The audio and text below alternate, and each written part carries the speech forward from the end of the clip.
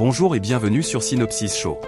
L'histoire commence avec notre protagoniste, Yuki, un vrai perdant, qui se plaint de devoir nettoyer tous les matins à l'école. Ses soi-disant amis, qui ressemblent à des personnages que nous ne reverrons probablement jamais, rigolent bien, car eux peuvent se la couler douce tandis que Yuki, pratiquement monsieur propre, possède des compétences de nettoyage incomparables. Juste à ce moment-là, toutes les filles arrivent en retard comme d'habitude, mais les garçons ne peuvent rien y faire, puisqu'ils n'ont pas de pouvoir comme elles. Contrairement aux garçons, les filles peuvent obtenir des pouvoirs simplement en mangeant des pêches. Yuki souligne à quel point sa vie est inutile puisque tous les garçons jouent à la vie en mode difficile dès leur naissance. Notre Yuki trouve quand même des moyens de se rendre utile. L'un de ses amis lui demande de réparer un bouton sur son costume. Comme d'habitude, Yuki sort sa trousse de couture super masculine et répare le bouton à une vitesse fulgurante, comme une machine à coudre humaine. Impressionnant. Mais ses amis, surtout le petit nerd, lui font remarquer que ses talents de couture ne l'aideront pas à séduire des filles. Sa sœur aînée lui a appris à coudre car les garçons sont plutôt inutiles, ne recevant pas les bénéfices des pêches. Elle l'a bien formé, mais de manière assez brutale, elle le mettait KO s'il se trompait. Un ami de Yuki s'interroge sur sa sœur, mais l'autre petit nerd lui dit que c'est un sujet sensible. Il est presque temps pour Yuki de chercher une carrière, mais il se demande si la vie se limite vraiment à ça, travailler dans un emploi sans avenir et coudre sans cesse. Il sera toujours un loser.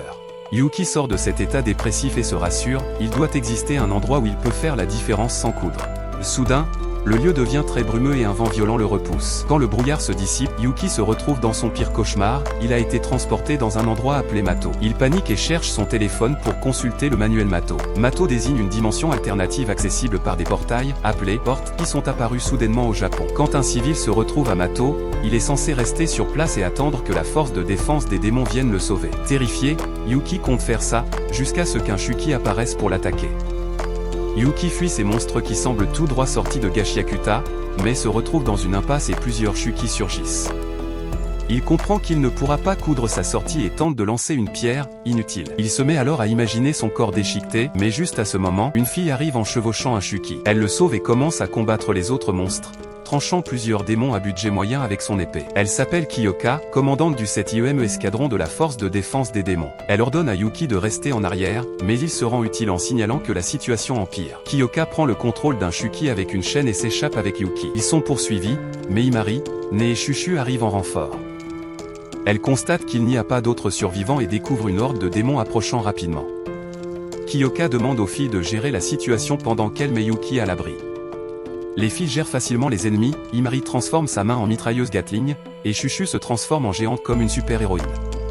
Yuki réalise que parmi les filles capables de tirer leur pouvoir des pêches, celles-ci sont les meilleures. Après avoir terminé, elle découvre un garçon inconscient.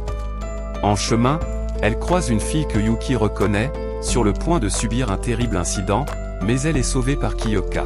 Et pour échapper à la situation, elle dit à Yuki qu'il doit devenir son esclave. Surpris, Yuki accepte tout pour survivre. Kyoka explique que sa force améliorée pourrait les aider à survivre. En suivant un rituel étrange, Yuki touche le doigt de Kyoka avec sa langue et libère une énergie immense, se transformant en un démon surpuissant. Kyoka est stupéfaite, et Yuki déchaîne sa puissance contre les démons. Ensemble, ils affrontent et détruisent des monstres gigantesques. Après le combat, Kyoka explique à Yuki qu'en tant que maître, elle doit récompenser son esclave pour chaque tâche accomplie. Le prix de son pouvoir, un baiser. Yuki est choqué, mais accepte, découvrant à la fois ses responsabilités et ses récompenses. Dans ce nouveau monde, Yuki peut se transformer en un monstre surpuissant et se sentir capable d'honorer la mémoire de sa sœur.